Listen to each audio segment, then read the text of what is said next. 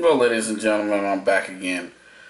In this video clip, I am going to play a small clip from Connecting Consciousness with JP and Simon Parks. The date is that this particular video was done on June 19th, 2016.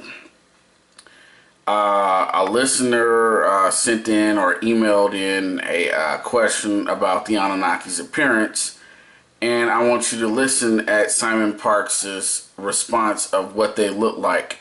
And then after this video clip is done, I'm going to let you listen to other people's description of the Anunnaki.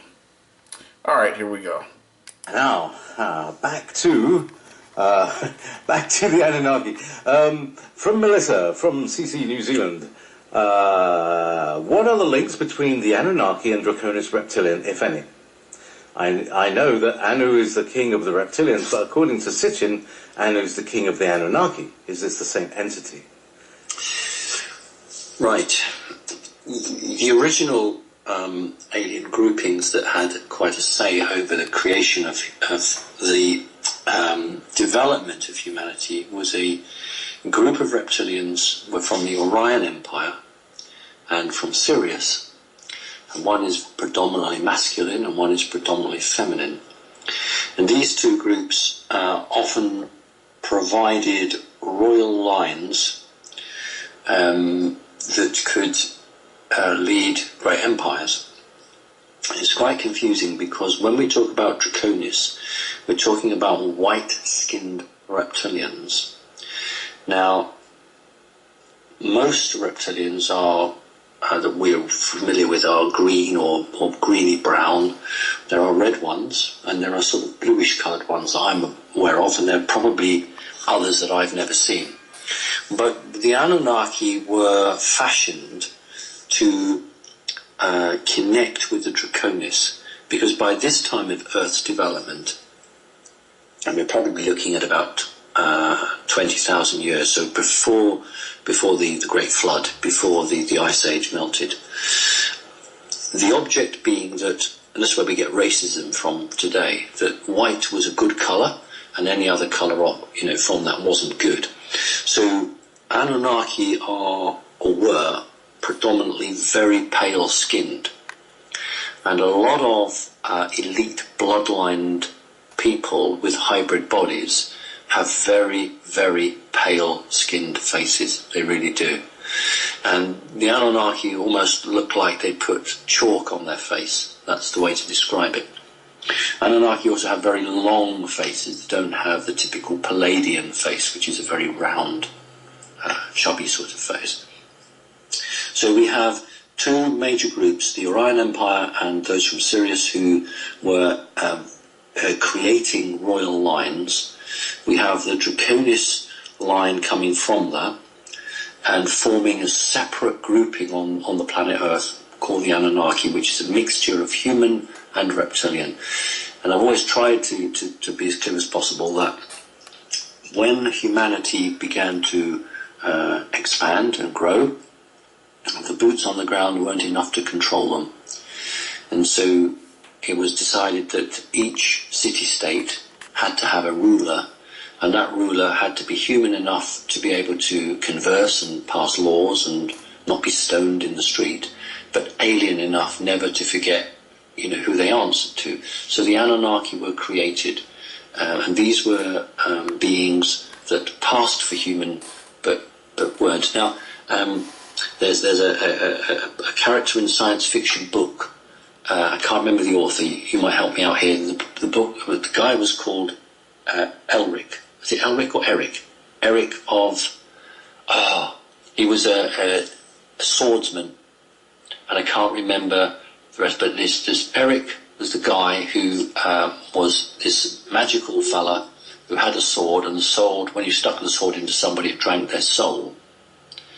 And it was Eric of Melninbone. That was the place he'd come from. Now, one of our many audiences are going to be able to help me out with who wrote that. But Eric was described exactly as Anunnaki, very thin, slim, with a chalk white face. and that is really the group of people. Stitching is correct.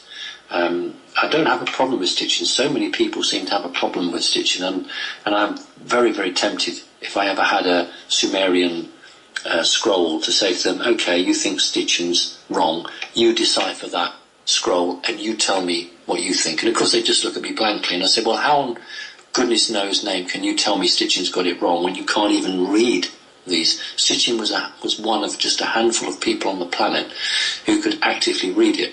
Now, yes, people's interpretation, are different, but we have to go with the best we've got. Stitching was one of the best on the planet at the time. So I've got most of Stitching's books, and to my knowledge and my memory, it's by and large accurate. So that's another good question. Okay, so. All right, as you heard, Simon Parks gave his opinion on the Anunnaki, saying they were chalky white-skinned people. When clear as day, especially when we talk about Egypt and Africa, you see the paintings on the pyramids, and those people clear as day, look as black as ever. I don't know what the fuck Simon is talking about or what horse shit he's trying to force feed, but I don't buy it. Now we can listen to Norman Bergrun. Okay, but if there are craft, there are beings. Okay, people would have asked me about, I call them vehicles, okay? Right. No, I did not call them objects. That was too neuter for me. Okay. I had a Stanford professor say, you ought to call them objects, Norm. No. They have all the qualities of a vehicle. They can move. They're just like a missile or anything like that. So that much we can say about them, for sure. Okay. So I'm calling it a vehicle. Okay. Okay, somebody comes along and says, well, now where would you manufacture one that's 2.5 Earth lengths long? And that's a hard question to answer. So are you not positing the idea that those vehicles contain, beings who are, maybe like us? Yeah, I only go along with government images. And if you want to know about people kind of thing, there is the ship that picked up the Voyager capsule at Alameda Naval Shipyard, and they have a picture there of I think it's the Apollo flight that Buzz and Neil were on. But anyway, there is one image there that shows black people getting off. So people with dark skin getting off. Not dark, black. Black skin. Really black. Yeah. Were they tall? Yes. Very tall? Yeah. How tall? Do you know?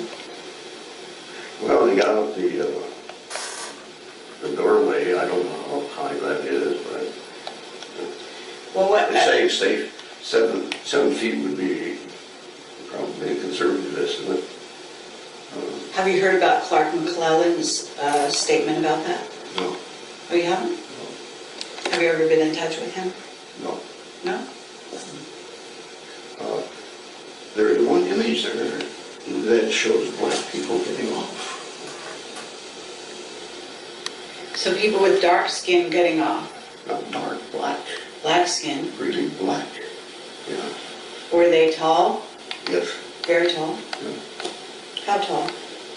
Do you know? Well, they got out the doorway. I don't know how high that is, but Well, what? They say safe 7 feet would be probably a conservative estimate. Okay, I'm going to throw that out. And then the last one I want y'all to hear. Without further ado, let's go. Oh, yeah. Okay, and that's involved in that part of the being instructing a couple of our astronauts. Okay, before I continue on with that, this is a video clip from an interview that Scary Cassidy, excuse me, let me say the bitch's name right, Carrie Cassidy did with Preston Nichols back in 2012. And just in the previous video, we saw with her asking Norman Bergrun about former NASA employee Clark McClellan and the extraterrestrials, that Norman Bergrun said there were really tall, black-looking extraterrestrials. Preston Nichols has a very interesting response to that also. And he also adds something else to it that blows Simon Park's bullshit description of the Anunnaki completely out of the water. Listen carefully. On television screen. Mm-hmm. That was all. The beings he's talking of were almost like black Africans. Yeah. I see. But they were very tall. Mm-hmm. Okay. Now, so that when they went to Mars, and I'm not sure where else, do you think Virginia, in other words, because the Nazis really came over to the U.S. and basically took control eventually over that. Do you remember that? Mm-hmm. So that was an Anunnaki, right? Say again? That was an Anunnaki. That was supposedly Clark McClellan always said that he saw this very large, tall being instructing a couple of our astronauts on television screen. Mm-hmm. That was all. The beings he's talking of were almost like black Africans. Yeah. I see. Let's hear that one more Yes, time. before we run by greed. That was all. The Allies winning was kind of a, what do you think We now? have been in touch with the Anunnaki. Okay. And are you aware of the Clark McClellan sort of testimony that talks about, this very, very tall spaceman do you remember that? Mm-hmm. So that was an Anunnaki, right? Say again? That was an Anunnaki. That was supposedly Clark McClellan always said that he saw this very large, tall being instructing a couple of our astronauts on television screen. Mm-hmm. That was all. The beings he's talking of were almost like black Africans. Yeah. I see. But they were very tall. Mm-hmm. Okay. Now, so that when they went to... Okay, that's all I want everyone to hear. Carrie Cassidy, just like she did in the Norman Bergrun video, was not interested in knowing anything about the extraterrestrials being black. She seemed to be more asphyxiated on how tall they were, But anytime the aliens are white skin or light blue skin, just like Simon Parks, just like Alex Collier and a few others, we get this full blown out description. I guess black extraterrestrials scare the shit out of these ignorant, lying motherfucking people. And I'm gonna keep putting their ass on blast every time shit like this slips out. And one thing I'll say about Preston Nichols and Norman Bergrun, they was not trying to hide it at all. Clear as day. Simon Parks, once again, you're full of shit. I believe Norman Bergrun and Preston Nichols any day over you, because you motherfuckers in ufology, anytime a black extraterrestrial come up, y'all get all jittery and scared and shit and don't even want to talk about it. That's what y'all fucking hiding. And I think that's the real reason why y'all don't want to talk about Earth's ancient genetics and who we are all related to. Because that when that comes out, that's going to empower certain people on this planet that y'all don't fucking like. So fuck y'all. The truth is coming, and it's going to come out eventually.